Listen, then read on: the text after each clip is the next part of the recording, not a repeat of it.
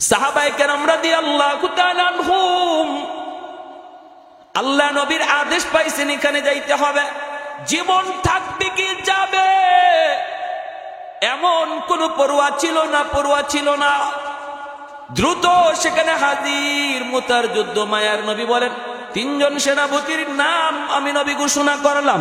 এক নম্বর হলো যায়েদ ইবনে হারেসা, দুই নম্বর হলো জাফর ইবনে আবি তালিব, তিন নম্বর হলো আব্দুল্লাহ ইবনে রাওয়াহা। নবী বলেন, এই তিনজন সেনাপতির নাম আমি নবী ঘোষণা করলাম।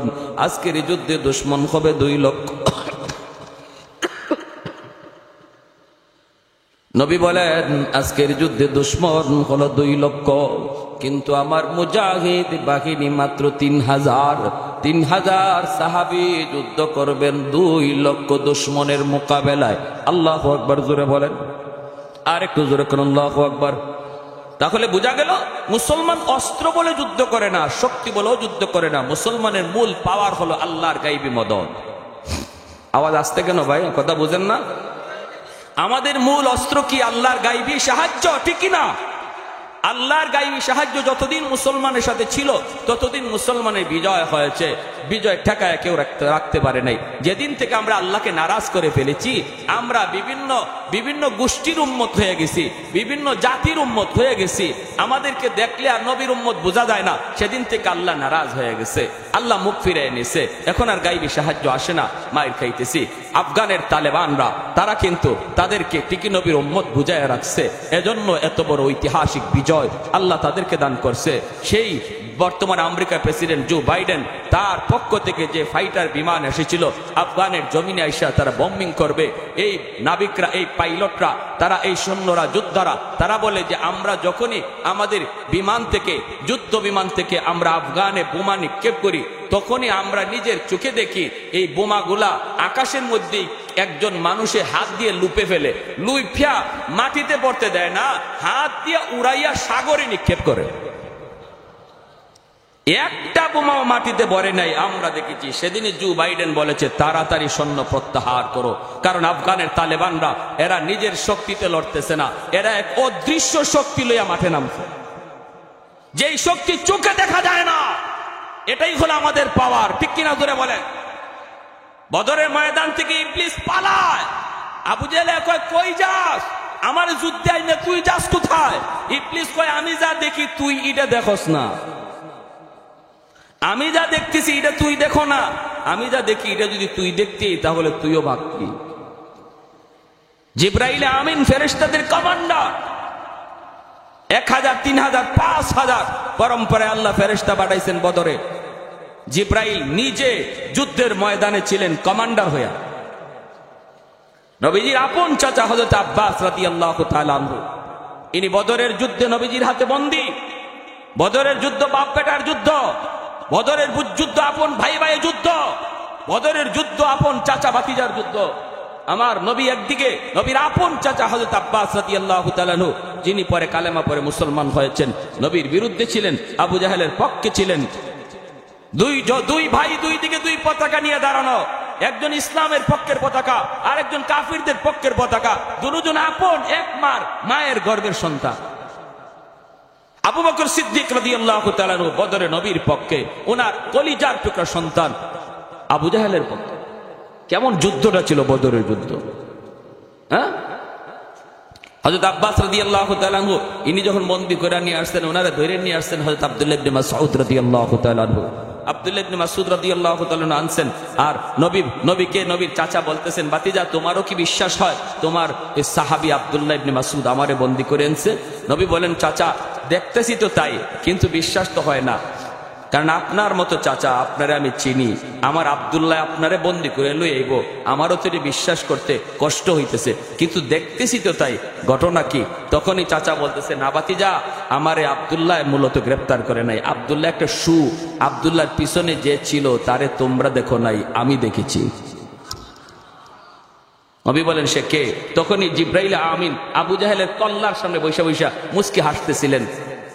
ইমাম বুখারী রাহমাতুল্লাহি আলাইহি জিলদে সানি কিতাবুল মাগাজির মধ্যে এভাবে উল্লেখ করেছেন। ওই অবস্থায় তিনি বলতেছেন, ওই যে লোকটা, উনি কে? মায়ার নবী বলেন, চাচা ইনি নূরের তৈরি ফেরেশতা জিব্রাইল আমিন।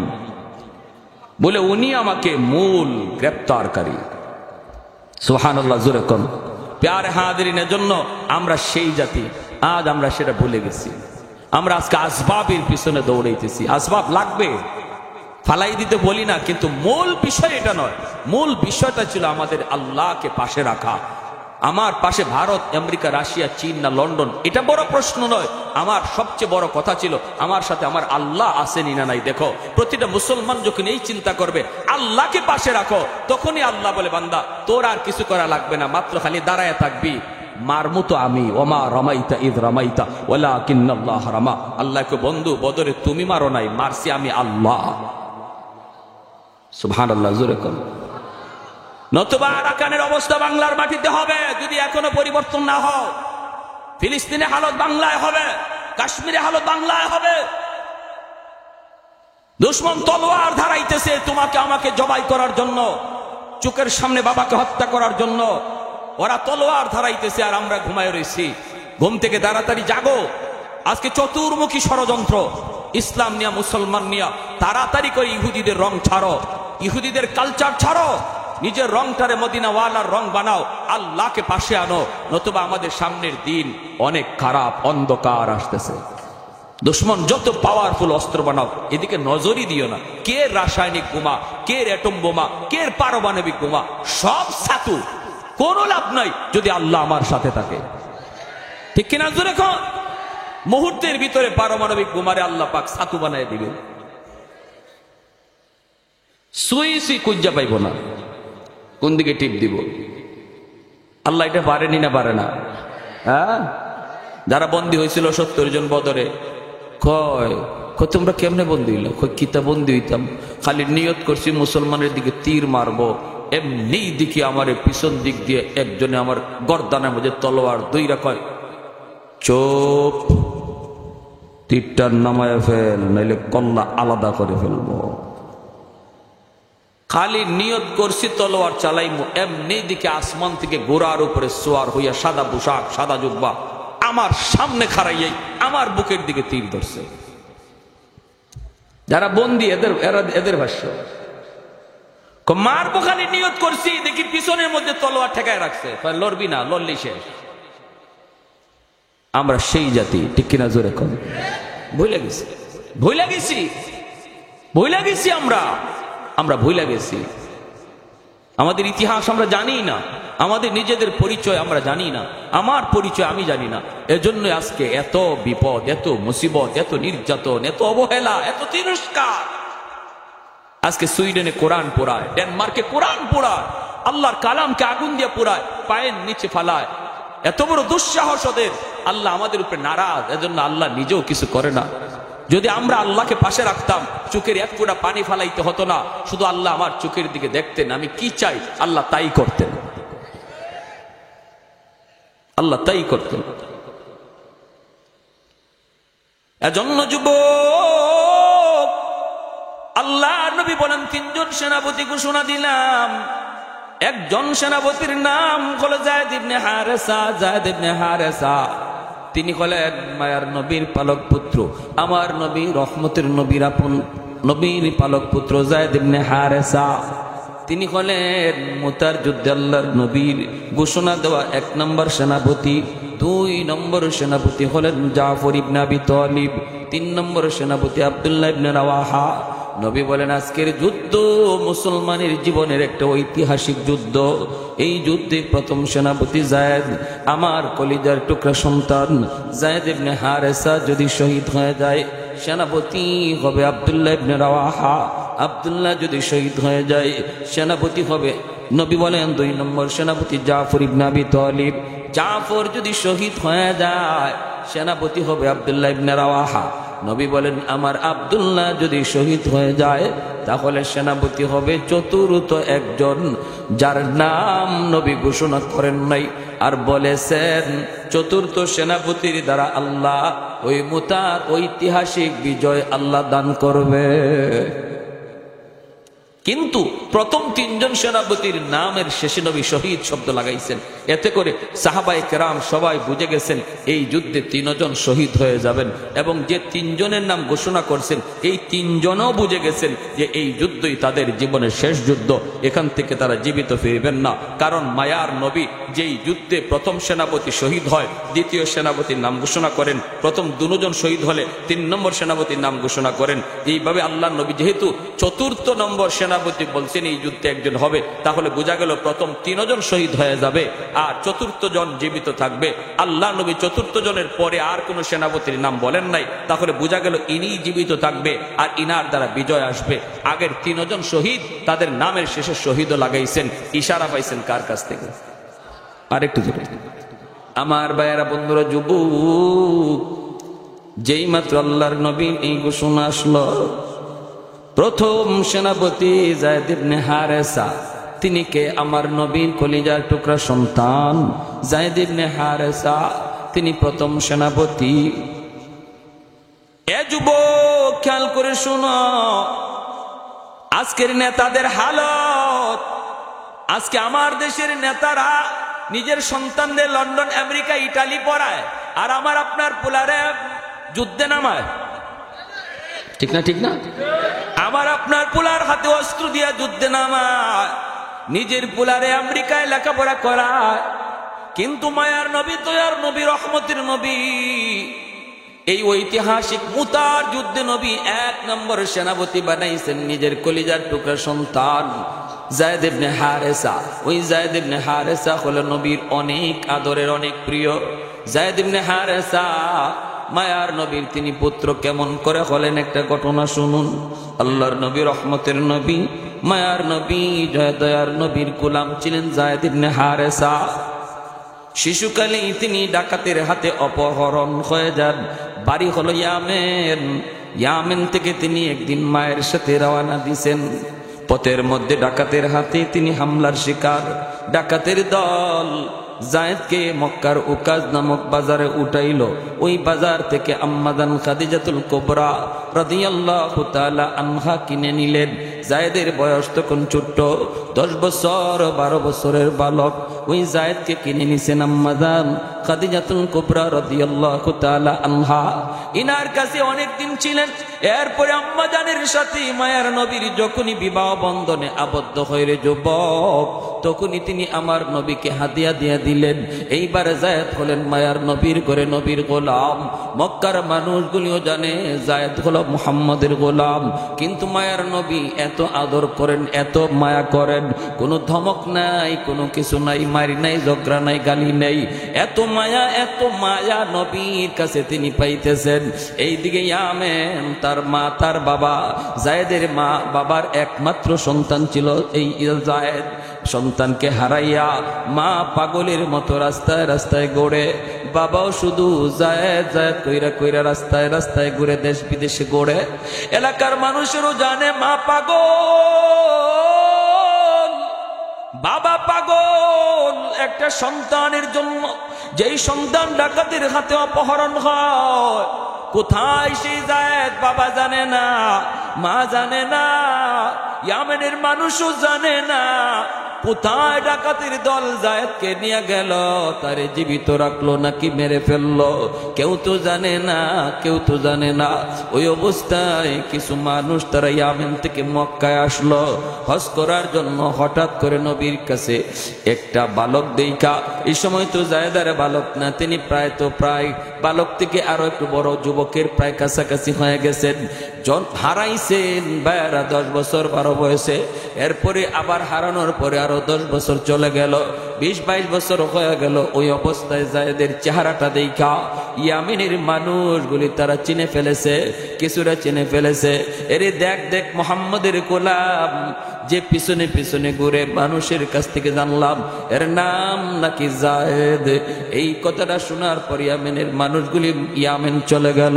যায়েদের বাবাকে বলল, ও যায়েদের বাপ, আমরা যায়েদের সন্ধান পেয়েছি, মক্কায় মুহাম্মদের কাছে দেখেছি।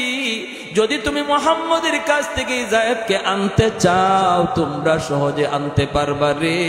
কারণ মুহাম্মদের দিল বড় নরম, অতি নরম দিলের মহান দিলের একজন মানুষ।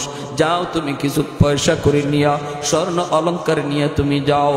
ভাইরা বন্ধুরা, যায়েদের বাবা যায়েদের এক চাচাকে সাথে নিয়া মক্কায় চলে আসলেন। আল্লাহর নবীর কাছে এসে সাক্ষাৎ করলেন। নবীর কাছে পরিচয় দিয়া বলেন, নবী গো, আমি ইয়ামিন থেকে এসেছি গো নবী, আমি হলাম যায়েদের বাবা। আল্লাহ নবী বলে, কোন যায়েদ? বলে, আপনার ঘরে যে যায়েদ আছে সেই যায়েদের বাবা। এই যায়েদের বাড়ি ইয়ামেন। শিশুকালে ডাকাতের হাতে অপহরণ হয়, এরপরে আমার যায়েদ কোথায় কেউ জানি না, কেউ জানি না। তার মা পাগল পাগল, আজও তার মা সুস্থ না গো নবী। পয়সা যা লাগে আপনি নিয়ে নেন, আমার বাচ্চাটারে দেন। আল্লাহর নবী রহমতের নবীর চোখ থেকে পানি চলে আসলো। নবী বলেন, যায়েদের বাপ, যদি যায়েদ তোমার সন্তান হয় তাহলে আমাকে পয়সা দেওয়া লাগবে না, বদলা দেওয়া লাগবে না। যদি আমার যায়েদ যেতে চায়, আমি মুহাম্মদ খুশি মনে যায়েদকে বিদায় দিব। কারণ আমি মুহাম্মদ ইয়েতিম, জন্মের আগেই বাবা হারাইছি। বাবার আদর কেমন, আব্বু ডাকের ভিতরে কত মজা, আমি নবী তা জানি না রে। অতএব যাও, যায়েদ যদি বাপমার কাছে যেতে চায় আমার কোনো বাধা নাই। নবী ডাক দিলেন, যায়েদ। পাশের রুম থেকে যায়েদ ইবনে হারেসা তিনি আসলেন। আইসেই তিনি দেখেই চিনে ফেলেছেন বাবারে, দেখেই চিনে ফেলেছেন চাচাকে। নবী বলেন, যায়েদ তুমি কি চিনছ? যায়েদ ইবনে হারেসা বলে, নবী গো, চিনছি, ইনি আমার আব্বা, ইনি আমার চাচা। এই বইলা দৌড় দিয়া গিয়া বাবা সন্তানকে বুকে জড়ায় নেয়, চুমুকায়, গালে চুমুকায়, অশ্রু জোরে সন্তান কাঁদে, বাবাও কান্দে। হারানো সন্তান ফিরে পাওয়ার পর একই অনুভূতিটা হয় শুধু ওই বাপ মা জানে, পৃথিবীর আর কেউ জানে না রে গোলাম। সন্তান যদি হারায় যায় এর ব্যথাটা কেমন, হারানো মা জানে, হারানো বাবা জানে, আর কেউ জানে না। আল্লাহ নবী রহমতের নবী মনে খুব খুশি, যাক আমার যায়েদ বাবারে পাইছে, মারে খুঁজে পাইছে। হ্যাঁ, আমার যায়েদ তার বাবারে পাইছে, মারে খুঁজে পাইছে। নবীর মনেও খুশি। আল্লাহ নবী কয়, যায়েদ তোমার মা তোমার তালাশে তালাশে পাগল হয়ে গেছে রে বাবা। যাও তুমি মায়ের কাছে যাও, বাবা আসছে তোমাকে নেওয়ার জন্য, তুমি চলে যাও। যেই মাত্র নবী বলতেছে যায়েদ তুমি চলে যাও, যায়েদ তো নড়ে না চড়ে না, একটা কদমও সামনে দেয় না। যেখানে দাঁড়ানো সেখানে দাঁড়ায় আছে, মাথাটা নিচের দিকে দিয়ে আছে। ওই অবস্থা আল্লাহর নবী কয়, যায়েদ তুমি কি তোমার বাপ মার কাছে যেতে চাও না? যদি তুমি যেতে চাও আমি নবী কোনো বদলা তোমার বাবার কাছ থেকে নেব না, খুশি মনে তোমাকে বিদায় দেব। আর যদি আমি নবীর সাথে তুমি থাকতে চাও আমি খুশি মনে আমার কুলে তুলে নিব। সিদ্ধান্ত চলে আসলো যায়েদ ইবনে হারেসার কাছে, বাপ মার কাছে যাবে নাকি নবীর কাছে থাকবে। এইবার যায়েদ মাথার নিচের দিকে দিয়ে টপ টপ করে চোখ থেকে অশ্রু ঝরে আর কান্দে আর কই, মায়ার নবী গো, এতদিন যাবত আমি বাপ মা থেকে বহু দূরে, কিন্তু আপনার কাছে আসার পর আমার যে বাবা নাই, আমার যে মা নাই, এই কথা আমি ভুইলা গেছি। কারণ বাবার আদর মায়ের আদর যা আছে গো নবী আমি পুরাটাই আপনার কাছে পাইছি। আমার যে বাবা নাই মা নাই আমি কখনো আমার মনে পড়ে না, মনে হয় না। মানুষের ভিতরে যে এত দরদ, এত মায়া, এত মহব্বত, নবী গো আপনার কাছে না আসলে আমি বুঝতাম না। ডাকাতদের হাতে থাকা অবস্থায় আমি মনে করতাম মানুষের চেয়ে জঘন্য আর কেউ নাই, হায়ওয়ানের চেয়েও মানুষ বেশি নিকৃষ্ট। কিন্তু নবী গো আপনার কাছে আসার পর আমি বুঝলাম মানুষ ফেরেশতার চেয়েও অনেক ভালো। ওগো নবীজি, আমি সিদ্ধান্ত নিয়েছি আমি আমার বাকি জীবন আপনার কদম জড়ায় থাকতে চাই। এই কথা বলতেই যায়েদের বাবা দৌড় দিয়া ইয়া যায়েদের বুকে জড়ায় কয়, বাবা তুই কি কইলি রে? তোর মা তোর জন্য পাগল। কি কইলি বাবা? মায়ের কাছে বুঝি যাবি না? কই বাবা তুমি বিশ্বাস করো বাবা, তুমি কি তোমার সন্তানের শান্তি চাও না, আরাম চাও না? বাবা তুমি বলো না, আমি ছেলে হইয়া কেমনে বাপ মাতাই কেন নবীর কাছে থাকতে চাই, বাপ মাসাইরা নবীর কাছে থাকতে চাই। কেমন মায়াটা পাইছি তখনই বাবাও বুঝে ফেলেছে সন্তানের কপালে চুমু খায়, সন্তানের কপালে চুমু খায় আর বলে বাজান রে আমার বুঝতে বাকি নাই, মায়ার নবীর দরবারে তুমি কত আরামে আছো, কত শান্তিতে আছো। ঠিক আছে বাবা, আমি বাবাও মেনে নিলাম, আজ থেকে তুমি নবীর দরবারেই থাকো, আমরা মা বাবা মাঝে মাঝে ইয়ামেন থেকে তোমাকে এসে দেখে যাব। এই যায়েদ ইবনে হারেসা মুতার যুদ্ধের 1 নম্বর সেনাপতি। আল্লাহ নবী কই যায়েদ যাও বিদায় নিয়ে আসো। যায়েদ ইবনে হারেসা তিনি নবীর কাছ থেকে বিদায় নিলেন। আমার নবী নিশ্চিত জানেন এই যুদ্ধে যায়েদ শহীদ হয়ে যাবে। এরপরও নবীজি বিদায় দিতেছেন আর বলতেছেন যায়েদ তোমার সন্তান উসামার কাছ থেকে বিদায় নিয়ে যাও। উসামার কাছে গেলেন, উসামার বয়স তখন 10 বছর। যায়েদ উসামার কাছে গিয়া চোখের পানি জড়ায় কই বাজান বাজান, দুনিয়াতে আমার তুমি আর নবী ছাড়া কেউ নাই রে বাবা। বাবা আমি যুদ্ধে যাইতেছি, হয়তো এই যুদ্ধ থেকে বাবা ফিরব না, তুমি যদি কোনো দিন বড় হইয়া বাবার কথা ইয়াদ করো, শাম সিরিয়ার রাস্তার কিনারায় বাবার কবর তুমি খুঁজে নিও। সাহাবায়ে কেরাম নিজেদের কবর বানাইছেন চীনে, আফ্রিকায়, পৃথিবীর দেশ দেশান্তরে যার যার কবর বানায় নিয়েছেন। 1.5 লক্ষ সাহাবায়ে কেরাম মদিনায়, আমার নবী মক্কায় সেই বিদায় হজের বাসনে ছিলেন, কিন্তু কবর মক্কা মদিনায় পাওয়া যায় মাত্র 10,000। 1 লক্ষর উপরে সাহাবী নিজের কবর নিজের গ্রামে নিজের এলাকায় বিবি বাচ্চার কাছে বানাইতে পারেন নাই রে। সন্তান সন্ততি সব রাইখা কবর বানাইছেন দেশ থেকে দেশান্তর, শুধু দিনের দাওয়াতের জন্য। 2 নম্বর সেনাপতি জাফর ইবনে আবি তালিব। নবী কই জাফর বিদায় নিয়ে আসো পরিবারের কাছ থেকে বিদায়। আমার নবীও জানেন শেষ বিদায়, জাফর নিজেও জানে শেষ বিদায়, মদিনার সাহাবীরাও জানে শেষ বিদায়। গেলেন ঘরে, যায় দেখেন বিবি কোরআন তিলাওয়াত করে, পাশেই ছোট্ট 2টা বালক, 4 বছর 6 বছরের 2টা ছেলে আসিল জাফর ইবনে আবি তালিবে। মা কোরআন তেলাওয়াত করে আর 2 ভাই মায়ের পাশে বইসে বইসে কোরআন তেলাওয়াত শুনতেছে। মা যদি কোরআন তেলাওয়াত করে, বেশি বেশি কোরআন তেলাওয়াত করে, সন্তান শুধু কোরআন তেলাওয়াত শিখে তা না, বরং হাফিজে কোরআন হয়। মা যদি সন্তান পেটে রাইখা বেশি বেশি কোরআন তেলাওয়াত করে, সন্তান কোরআনের হাফেজ হয়। মা সন্তান পেটে লইয়া যদি বেশি বেশি গান শুনে, সন্তান বড় হওয়ার পর গানের মাস্টার হয়। মা যদি সন্তান পেটে নিয়ে পর্দার ভিতরে চলে, সন্তান মেধাবী হয়, জ্ঞানী হয়, জেহনি হয়। আর মা সন্তান পেটে নিয়ে যদি বেপরদায় চলে, সন্তান গবী হয়, সন্তান মেধা বিকাশ ঘটে না, প্রতিবন্ধী হয়, বোকা হয়, বোকা। এজন্য মায়েরা মনে রাখবা, সন্তান তুমি কেমন চাও এই নির্ভরতা, এই বিষয়টা নির্ভর করে বাপ মার উপর, বেশিরভাগ নির্ভর করে মায়ের উপর। কারণ সন্তান মাকে বেশি টাইম পায়, গর্ভে ছিল তাও মায়ের সাথে, দুধ খাইছে তাও মায়ের সাথে, ঠিক না? দুধ পান করানোর বয়স মায়ের সাথে, গর্ভে ছিল তাও মায়ের সাথে, এরপরে একটু বড় হয়েছে তাও মাকেই বেশি দেখে, বাবা বেশি টাইম ঘরের বাইরে থাকে। এজন্য মার আসর সন্তানের উপরে বেশি পড়ে। আর নবী বলেন আলমার আতু রাইয়াতুন আলা বাইতি যাওজিহা ওয়া ওয়ালাদিহি। নবী বলেন প্রতিটা মহিলাকে আল্লাহ পাক স্বামীর ঘরের হেফাজতের ব্যাপারে জিজ্ঞেস করবে, আর জিজ্ঞেস করবে সন্তানের ব্যাপারে। সন্তানকে তুমি কি শিখাইছো, সন্তানকে তুমি কি দেখাইছো? মা গো, তুমি দুধ পান করানোর সময় যদি কোরআন তেলাওয়াত করো, দুধের সাথে তিলাওয়াত যায় ঢুকবে। আর দুধ পান করানোর সময় যদি নাটক সিনেমা দেখো, দুধের সাথে গান বাজনাও যায় ঢুকবে, ঠিক না? এজন্য ভাইরা বন্ধুরা, জাফর ইবনে আবি তালিব বিবি সাহেব কোরআন তেলাওয়াত করে, 2টা বাচ্চা কোরআন তেলাওয়াত শুনে, ওই অবস্থায় তিনি ঘরের ভিতরে যায় ঢুকলেন। ঢুকেই বিবিকে বলতেছেন, বিবি গো কোরআন তেলাওয়াত একটু বন্ধ করো গো।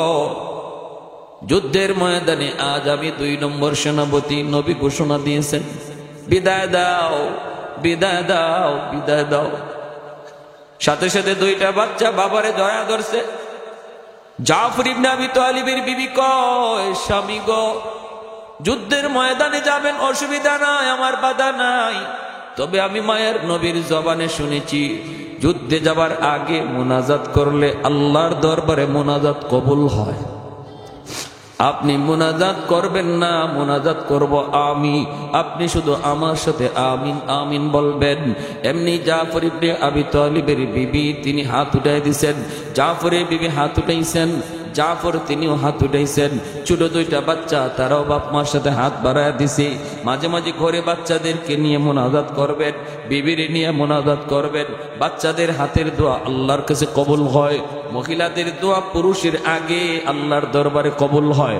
সুবহানাল্লাহ কোন ভাইয়েরা বন্ধুরা, মুনাজাত উঠাইছেন। এক নাম্বার দোয়া, আল্লাহ আজকের যুদ্ধে তুমি মুসলমানদেরকে বিজয় দিও। জাফর বলেন আমিন। দুই নম্বর দোয়া করছেন, আল্লাহ আজকের যুদ্ধে তুমি মুসলমানদের সাহস বাড়ায় দিও। জাফর বলেন আমিন। দুটোটা দোয়া কবুল, কারণ ইনি যুদ্ধে যাওয়ার আগে দোয়া কবুল, আমিন কইতেছেন কবুল। তিন নম্বর দোয়াটাই বিবি করতেছে, আল্লাহ আজকের যুদ্ধে আমার স্বামীরে তুমি গাজী বানাইয়া ফেরত দিও, কারণ আমার দুইটা অবুঝ বাচ্চা। আল্লাহ তুমি আমার বাচ্চাগুলার মুখের দিকে তাকাইয়া আমার বাচ্চাগুলিরে এতিম বানায়ো না। আল্লাহ আমার স্বামীরে তুমি জীবিত পৌঁছায় দিও। এই কথাটা বলতেই জাফর হাতটা আস্তে করে ছেড়ে দিলেন, আমিন বললেন না। হাতটা ছেড়ে দিয়া তলোয়ারের বাট দিয়া বিবির হাতটারে আস্তে করে নামায়া বলতেছেন, বিবি গো, তোমার তিনটা দোয়া আর দুটা দোয়া আল্লাহর কাছে কবুল হবে, কিন্তু তিন নাম্বার দোয়া কবুল হবে না। কারণ বিবি গো, আমি তোমার কাছে বলতে চাই নাই, কিন্তু তুমি বলতে বাধ্য করলা। আজকের যুদ্ধে আমি 2 নম্বর সেনাপতি, আমার পরে নবী আরে একজন সেনাপতির নাম ঘোষণা করেছে, আমার নামের শেষে নবী শহীদ শব্দ লাগাইছেন। এতে করে শুধু আমি না, মদিনার সমস্ত মুজাহিদরা জানে এই যুদ্ধে আমি শহীদ হয়ে যাব, জীবিত আসব না। বাচ্চাগুলি বাবারে জড়ায় কান্দে, বাবার বাচ্চাগুলির কপালে চুমু খায়। এই মহিলা তিনি বিদায় নিয়ে গেলেন, জীবনের শেষ বিদায়। আর বললেন, বিবি গো, আমার বাচ্চাগুলিরে তুমি তোমার কাছে আমানত রেখে গেলাম, দেখে শুনে রাখো, কিয়ামতের ময়দানে জান্নাতে, আল্লাহর তৈরি জান্নাতে দেখা হবে। 3 নম্বর সেনাপতি আব্দুল্লাহ ইবনে রাওয়াহা মাত্র বিয়ে করেছেন, এখনো নতুন বিবির চেহারা দেখেন নাই। ওই অবস্থায় খবর, নবী তোমারে মসজিদে নববীতে ডাকেন। দৌড়িয়া মসজিদে নববীতে চলে আসলেন। মানুষেরা কই, আব্দুল্লাহ মাত্র আগদোটা হইছে, বিবিরে দেখে যাও একটা নজর, নিজের স্ত্রীরে দেখে যাও। আব্দুল্লাহ কয়, না, আমার স্ত্রীর চেহারা দেখার আগে আমার নবীর চেহারা দেখা আমার উপরে জরুরি, কারণ আমার স্ত্রীর চেহারার চেয়ে আমার নবীর চেহারা আমার কাছে হাজার হাজার গুণ দামি। দৌড়ে মসজিদে নববীতে চলে আসলেন। আইসে শুনেন আজকের যুদ্ধের 3 নম্বর সেনাপতি উনি। নবী বলতেছেন, আব্দুল্লাহ যাও, যে বিদায় নিয়ে আসো। উনার পরে আরেকজন সেনাপতি, তার মানে আব্দুল্লাহ নিজেও শহীদ হয়ে যাবেন, এই যুদ্ধ থেকে তিনিও ফিরবেন না। দৌড় দিয়া বাড়িতে গেলেন, যুদ্ধের পোশাক পইরা, ঘোড়ার পিঠে সওয়ার হইয়া ডাক দিয়া বলতেছেন, বিবি গো, ও বিবি, বিদায় দাও, বিদায় দাও, যুদ্ধে যাইতেছি, নবী আমাকে সেনাপতি বানাইছেন। আন্দরের ভিতর থেকে বিবি ডাক দেয়া কয়, প্রাণের স্বামী গো, মায়ার নবী যুদ্ধে পাঠাইতেছেন, আমার কোনো বাধা নাই, কিন্তু আমার একটা ছোট্ট আবদার গো স্বামী, একটা বারের জন্য ঘোড়ার পিঠ থেকে তুমি নামো, নাইমে আমার ঘরে আসো, আমি এক নজর তোমার চেহারাটা দেখতে চাই, যেন কিয়ামতের ময়দানে আমি আমার স্বামীরে দেখলেই চিনতে পারি। আব্দুল্লাহ ইবনে রাওয়াহা ঘোড়ার পিঠ থেকে কয়, না গো বিবি, না, আমারে তুমি দেখো না, আমিও তোমারে দেখবো না, কারণ শুনেছি তুমি অনেক সুন্দরী। যদি তোমার মায়াবী চেহারা আমি দেখি, যুদ্ধের ময়দানে হয়তো তোমার চেহারা আমার চোখের সামনে ভেসে উঠতে পারে, তখন আমার যুদ্ধ করতে ব্যাঘাত করবে। না গো বিবি, আমি তোমাকে দেখলাম না, চিনলাম না, তুমিও আমাকে দেখলা না, চিনলা না, চলে গেলাম, তবে মনে রাখো স্বামী আর ফেরত আসবে না। এই যুদ্ধই তার জীবনের শেষ যুদ্ধ।